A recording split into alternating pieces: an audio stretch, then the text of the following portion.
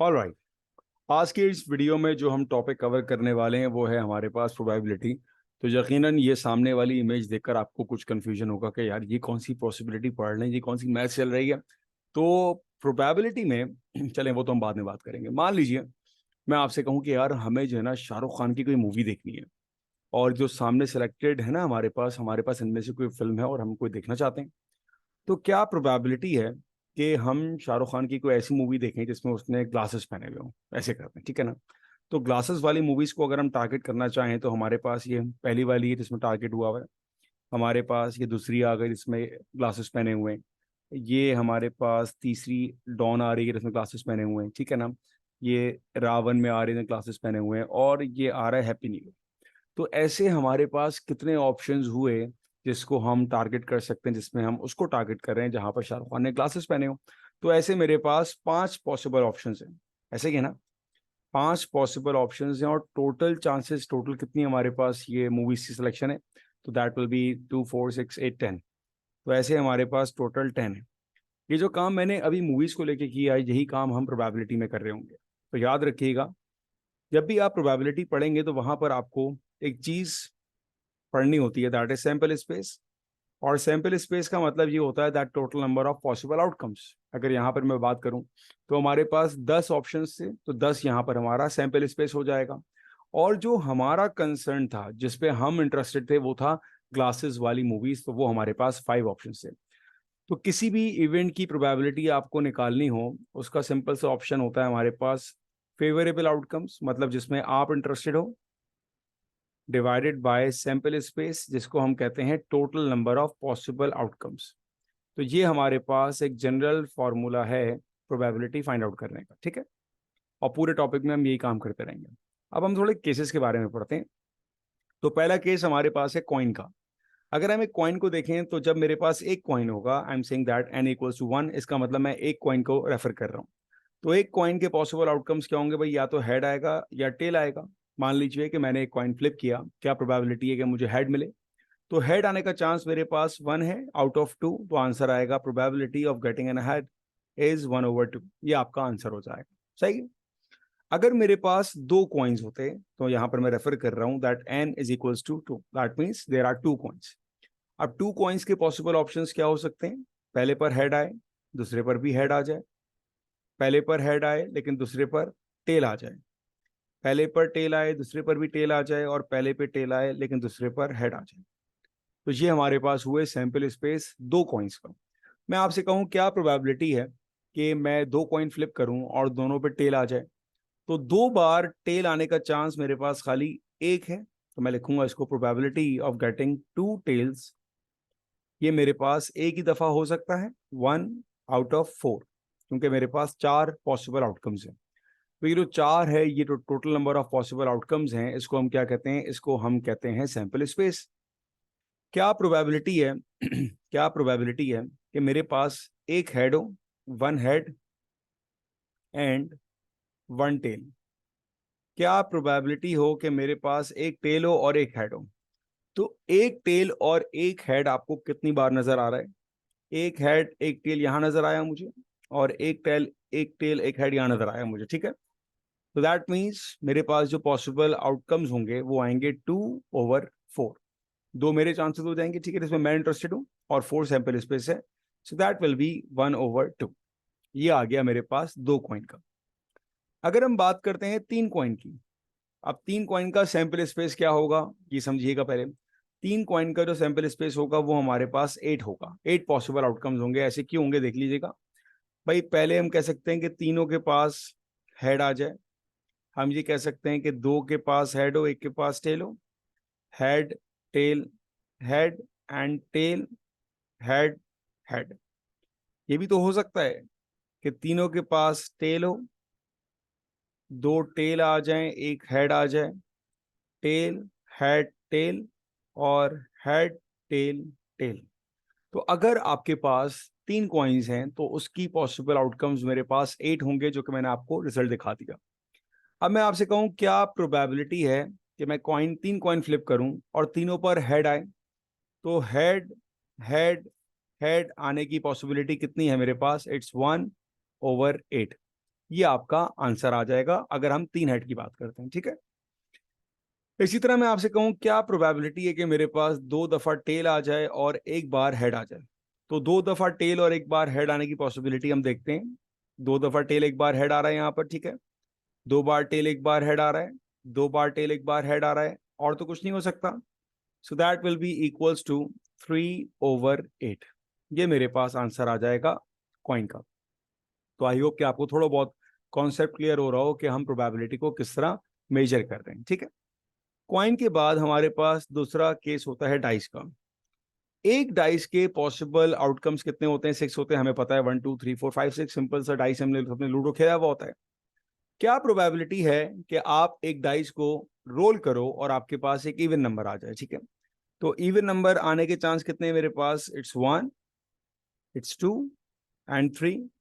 The possibility of getting an even number is 3/6, that is equals to 1/2। ये हमारे पास आ गया simple एक dice का। लेकिन अगर मेरे पास एक डाइस ना हो, मेरे पास 2 डाइस हो जाए, तो 2 डाइस का हमारे पास कितना पॉसिबल आउटकम हो सकता है? अब अगर आपके पास 2 डाइस होंगे तो सैंपल स्पेस फॉर 2 डाइस, ये आपके पास होता है 36 का।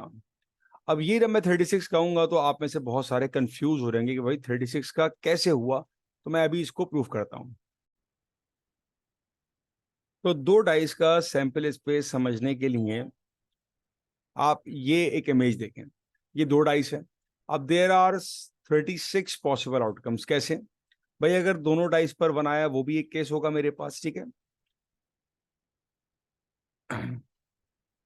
दोनों डाइस पर बनाया वो भी एक केस होगा। दोनों एक पर बनाया एक पे 2 आया, ये भी केस हो सकता है। एक पे बनाया एक पे 3 आया, 1 आया, 4 आया, 1 आया, 5 आया, 1 आया, 6 आया। तो ऐसे ये तमाम केस हैं हमारे पास जब हमारे पास 2 डाइस होंगे। तो 2 डाइस का सैंपल स्पेस हमारे पास क्या होगा? 36 होगा। और कैसे होगा ये मैं आपको यहाँ पर दिखा रहा हूँ, ठीक है जी। आगे बढ़ते हैं। अब हम लोग आते हैं अब कार्ड्स के ऊपर, ठीक है ना। कार्ड्स की बेसिक नॉलेज आपके पास होनी चाहिए। उस बेसिक नॉलेज में क्या क्या आता है, क्या क्या आपको पता होना चाहिए, वो मैं जरूर लिख रहा हूं यहाँ पर। देखें, आपके पास टोटल जो कार्ड्स होते हैं वो होते हैं हमारे पास 52, जिसमें जोकर शामिल नहीं होता। जब जोकर शामिल होगा तो वो कार्ड जो होगा वो आप यहाँ पर ऐड कर दोगे। अब 2 कार्ड होंगे तो 54 हो जाएगा, एक जोकर होगा तो 53 हो जाएगा। उस टोटल 52 की जो डिस्ट्रीब्यूशन होती है हमारे पास, वो 4 कैटेगरीज में होती है जो आपको नजर आ रही है, ठीक है ना। जिसमें आपको ये पहली जो कैटेगरी नजर आ रही है, जहां पर मैं आपको थोड़ा हाईलाइट कर दूं, जिसमें कि सिंबल नजर आ रहा है ना आपको, ये वाला, ये सिंबल है, इसको हम बोलते हैं क्लब। तो आपके पास क्लब के 13 कार्ड्स होते हैं। अच्छा, 13 कार्ड की डिस्ट्रीब्यूशन सबकी सेम होती है अगर आप थोड़ा ऑब्जर्व करें। तो आपके पास किंग क्वीन जैक नजर आएगा आपको। अच्छा, ये सब में नजर आएगा, ठीक है ना। किंग क्वीन जैक सब में नजर आ रहा होगा आपको। यहाँ भी नजर आएगा, यहाँ भी नजर आएगा, यहाँ भी नजर आएगा, और यहाँ भी नजर आएगा। तो किंग क्वीन जैक को हम रेफर करते हैं पिक्चर कार्ड के ऊपर। तो अगर आपसे कहा जाए कि एक कार्ड में आपके पिक्चर कार्ड कितने होते हैं, तो आपको स्ट्रेट अवे आंसर पता होना चाहिए इसका 12, क्योंकि हर एक कैटेगरी में 3 हो रहे हैं, ठीक है। तो मैं आपको क्लब्स के नाम, उसके नाम बता रहा था। तो ये हमारे पास क्लब होता है। ये जो आपको ब्लैक कलर का हार्ट नजर आता है, इसको हम कहेंगे स्पेड। और स्पेड के कितने कार्ड हैं आपके पास? स्पेड के भी आपके पास 13 कार्ड होते हैं। उसके बाद ये आपको हार्ट नजर आ रहा है, सिंपल इसको हार्ट लिख देंगे। हार्ट हमारे पास कितना होता है? हार्ट हमारे पास 13 होता है। और जो लास्ट है आपके पास, दैट इज डायमंड। डायमंड भी हमारे पास 13 कार्ड्स होते हैं। तो इन कार्ड्स को हमने अगर कलर में डिवाइड करें तो इन कार्ड्स को हम 2 कलर में डिवाइड करते हैं। हार्ट और डायमंड हमारे पास रेड कलर में होते हैं, और क्लब और स्पेड हमारे पास ब्लैक कलर में होते हैं। तो मैं आपसे कहूं क्या प्रोबेबिलिटी है कि मैं एक कार्ड को पिक करूं और वो, लेट सपोज एक ब्लैक किंग। अब मैं आपसे क्या कह रहा हूं, क्वेश्चन सुनिएगा।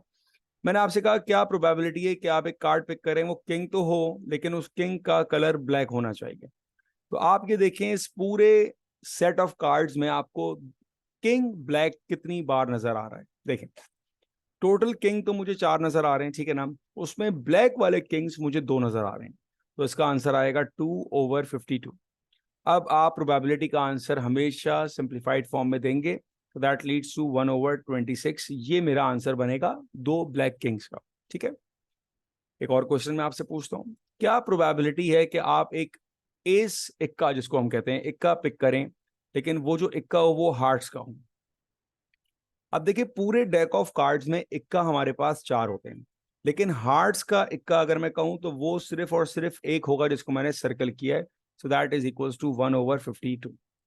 तो ये आपके पास बेसिक नॉलेज कार्ड्स की होनी चाहिए, ठीक है ना, ये आपको पता होना चाहिए। इस तरह मिक्स एंड मैच क्वेश्चन कुछ भी पूछ सकता है, क्या पॉसिबिलिटी है कार्ड पिक करूं और वो पिक्चर कार्ड हो, दैट विल बी 12/52। क्या पॉसिबिलिटी है कार्ड पिक करूं वो जैक हो, दैट विल बी 4/52, क्योंकि जैक मेरे पास 4 दफा आ रहा है। तो इस तरह के वो रैंडम सवाल करेगा, आपके पास ये बेसिक नॉलेज होनी चाहिए कार्ड्स को लेकर। Alright, moving towards some of the past paper questions. जितना अभी तक हमने किया है उससे रिलेटेड पास्ट पेपर क्वेश्चंस अगर आपको करने हो तो किस टाइप के होंगे, देखें। ये 2018 जून पेपर 2-1 का एक सवाल है, बड़ा बेसिक सा सवाल है। यहाँ पे 12 लेटर्स हैं आपके पास ट्रिग्नोमेट्री के, और उसने कहा है a tile is taken at random from the bag. एक टाइल आपने ले लिया बैक से, आपने ये शो करना है, find the possibility that the tile shows a letter R. अब सबसे पहले हम ये देखेंगे कि यार आर आने की पॉसिबिलिटीज कितनी है। तो मैं आर को कर रहा हूं सर्कल, एक दफा और दो दफा। ये आर आने की पॉसिबिलिटी मेरे पास है दो। Possibility of getting an R is 2, और टोटल कार्ड कितने मेरे पास, इट्स 12, तो 2/12 इट इज इक्वल्स टू 1/6। तो भाई आपके पास आर आने की पॉसिबिलिटी कितनी है, इट्स 1/6। ठीक है, सिंपल सवाल था। Next one, it's June 2014 paper 2-2. A bag contains 6 identical ball number 2, 3, 4, 5, 6, 7. A ball is taken at random from the bag. Find in lowest term the possibility that the number on the ball is multiple of 3. सबसे पहले multiple of 3 को अगर मैं highlight करूं तो multiple of 3 3 है, और multiple of 3 मेरे पास 6 है। तो मल्टीपल ऑफ 3 आने के चांसेस 2 हैं। आउट ऑफ कितने कार्ड्स हैं, कितनी हमारे पास बॉल्स हैं, 1, 2, 3, 4, 5 एंड 6। तो 2/6 दैट इज इक्वल्स टू 1/3। ये हमारे पास आंसर आ जाएगा पहले पार्ट का। It's very simple. दूसरे पार्ट में उसने कहा find the possibility that the number on the ball is a prime number. अब प्राइम नंबर क्या होते हैं भाई, वो नंबर जो सिर्फ और सिर्फ अपने टेबल में आते हैं। तो प्राइम नंबर को मैं जरा रेड से मार्क कर रहा हूं, it's 2, 3, 5 and 7। So there are 4 prime numbers, so 4/6 that will be equals to 2/3। ये आपके पास इसका आंसर आ गया। Alright, some more example questions. Simple question आ रही है। A fair five-sided spinner is numbered 1, 3, 5, 7 and 9. Maria spin it once. Find the possibility that the number obtained is 7. अब देखें 7 आने का चांस कितनी बार है भाई, 7 आने का चांस आपके पास एक ही बार है। आउट ऑफ कितने चांसेस हैं, देयर आर 5 चांसेस। तो ये आ गया 7/9। What is the possibility of getting an odd number. अगर आप सारे नंबर्स को फोकस करो तो they all are odd numbers. तो ऑड नंबर का चांस क्या होगा, 5/5 that is equals to 1। Alright, moving towards some of the more basic example. ये आपके पास एक टाइल पे लिखा हुआ है उसने बनाना, and it says find the possibility that the tile chosen at random has the letter N on it. क्या पॉसिबिलिटी है कि आपने एक टाइल को पिक किया और उस पर एन लेटर लिखा हुआ है। तो एन के चांसेस कितने हैं भाई, एन के चांसेस आपके पास 2 हैं। Alright, 2 out of how many chances are there, 1, 2, 3, 4, 5, 6। तो एन आने का चांस होगा मेरे पास 2/6 that is equals to 1/3। Alright, तो ये आपके पास बेसिक प्रोबेबिलिटी के पास पेपर के क्वेश्चंस हैं। जितना कुछ मैंने आपको बताया है उसके सिमिलर क्वेश्चन मैंने आपको बताए यहाँ पे। ठीक है जी, आगे देखते हैं। अब आगे बढ़ने से पहले एक कॉन्सेप्ट क्या होता है हमारे पास, याद रखिएगा कि किसी भी इवेंट की जो टोटल प्रोबेबिलिटी होती है, टोटल प्रोबेबिलिटी ये आपके पास हमेशा 1 होती है। एग्जाम्पल, मान लीजिए कि मैं आपसे कहूं कि यार आजकल जिस तरह मैचेस चल रहे हैं, पाकिस्तान के जीतने के चांसेस लेट सपोज अगर मैं आपसे कहूं 70% हैं, तो हारने के कितने हो जाएंगे। अब आप सबके ऑटोमेटिकली आंसर आ गया होगा 30%। क्यों भाई, मैंने तो नहीं बताया आपको। तो हम लोगों को पता है कि टोटल जो पॉसिबिलिटी है दैट इज 100%, राइट। तो उसको हम कहते हैं कि 1 है, टोटल प्रोबेबिलिटी हमारे पास 1 है। 100 तो हम परसेंटेज में कह रहे होते हैं, नंबर्स में हम कहेंगे 1। तो टोटल प्रोबेबिलिटी हमारे पास 1 है। अब यहां पर मैंने आपसे कहा Pakistan win the tournament plus Pakistan lose the tournament is equals to 1। और मैंने आपको ये कहा था कि यार पाकिस्तान के जीतने की प्रोबेबिलिटी 70% है। दैट मीन्स मैं कह रहा हूँ विनिंग पॉसिबिलिटी इज 0.7। तो मैं आपसे ये कह रहा हूं कि भाई हारने की निकालो, तो आप सिंपली प्लस हो रहा है, हमारे माइनस हो जाएगा। So possibility that Pakistan is going to lose that will be 0.3। तो कोई चीज का होना प्लस उसका ना होना, it is always equals to 1। तो अगर आपको ये पता है कि यार किसी चीज के होने की पॉसिबिलिटी ये है, तो आप उसको 1 से माइनस करोगे तो उसके ना होने की पॉसिबिलिटी आपको मिल जाएगी। ठीक है, क्वेश्चन देखते हैं बेटा। अ bag contains red, green and yellow bags. A bag is taken at random from the bag. The possibility that it is red is 0.35 and the possibility that it is green is 0.4। तो आपको क्या दिया हुआ है? आपको दिया हुआ है भाई ग्रीन पैक की पॉसिबिलिटी है 0.35। आपको दिया हुआ है, सॉरी ये तो रेड है। रेड की पॉसिबिलिटी 0.35 है, ग्रीन की पॉसिबिलिटी आपके पास 0.4 है। ऑलराइट, द पॉसिबिलिटी सही है। आपको निकालना है भाई येलो। अब देखें आपके पास 3 पैग्स हैं, एक रेड है, एक ग्रीन है और एक येलो है।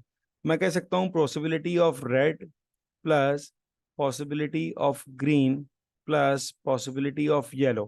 टोटल पॉसिबिलिटी हमारे पास हमेशा 1 होती है, जैसे मैंने आपको भी बताया। रेड की पॉसिबिलिटी कितनी है आपके पास? एट 0.35। ग्रीन की कितनी है? 0.4। येलो की आपको निकालनी है। तो अब आप सिंपली क्या करेंगे, इन दोनों को एडअप करेंगे और वहां जाके सब्ट्रैक्ट कर देंगे। तो 0.4 and 0.35 0.75। So possibility of yellow, it's 1 minus 0.75 that is equals to 0.25। ये आपका आंसर आ गया येलो की पॉसिबिलिटी का। सही है, ये तो पहला क्वेश्चन का आंसर आ गया। दूसरे पार्ट में आपको कहा नॉट रेड। अब भाई रेड के आने का चांस कितना है, जरा मैं हाईलाइट कर दूं। रेड के आने का चांस, रेड के आने का चांस है 0.35। तो रेड के ना आने का चांस क्या होगा? आप सिंपल करोगे 1 में से इसको minus. So 1 minus 0.35 that will B 0.65। ये आंसर आ गया आपके रेड के ना आने का। Lastly, originally there were 16 green pegs in the bag, find the total number of पैग्स।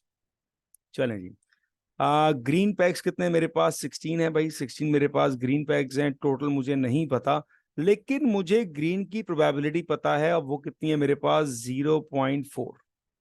ऐसा ही है ना? ये मैंने क्या अप्लाई किया? ये मैंने प्रोबेबिलिटी का फॉर्मूला अप्लाई किया। Probability of an event is equals to, अगर मैं ग्रीन की बात कर रहा हूँ, लेट्स सपोज मैं ग्रीन की बात कर रहा हूँ, तो मैं फॉर्मूला क्या लिखूंगा? पॉसिबिलिटी के मेरे पास ग्रीन आए is equals to number of green pegs divided by total. यही मेरा फॉर्मूला बन जाएगा। ठीक है, तो मेरे पास ग्रीन की पॉसिबिलिटी कितनी है? 0.4 है, गिवन है। ग्रीन के नंबर ऑफ पैक्स कितने? 16 है, और टोटल आपको फाइंड आउट करना है एक्स। तो सिंपली आपने इसको डिवाइड करना है, n equals to 16 divided by 0.4 and that is equals to 64। ये आपका आंसर आ गया। तो ये पहला लेक्चर मैं भी यहीं स्टॉप करूंगा। आई होप कि आपको समझ में आया होगा। नेक्स्ट लेक्चर में हम बात करेंगे ट्री डायग्राम की और पॉसिबिलिटी डायग्राम की।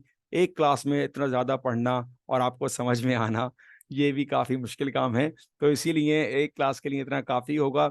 नेक्स्ट जो इसका लेक्चर होगा that will be the final lecture of probability, जिसमें मैं आपको बताऊंगा how to solve tree diagrams. अगर वीडियो अच्छी लगी हो तो ज़रूर लाइक भी करें और अपने दोस्तों के साथ शेयर भी करें। और कोई बात अगर समझ में ना आई हो तो बिल्कुल मुझे बता भी दीजिएगा। आई होप कि आपका टाइम, कम टाइम में आपको अच्छा कंटेंट देखने को मिला होगा। Thank you.